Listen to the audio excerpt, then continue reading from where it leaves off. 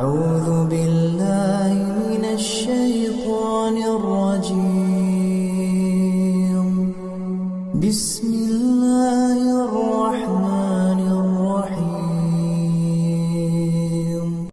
يوم يكشف عن ساق ويدعون إلى السجود فلا يستطيعون خاشعة أبصارهم ترهقهم ذلة وقد كانوا يدعون إلى السجود وهم سالمون فذرني ومن يكذب بهذا الحديث سنستدرجهم من حيث لا يعلمون وأملي لهم إن كيدي متين.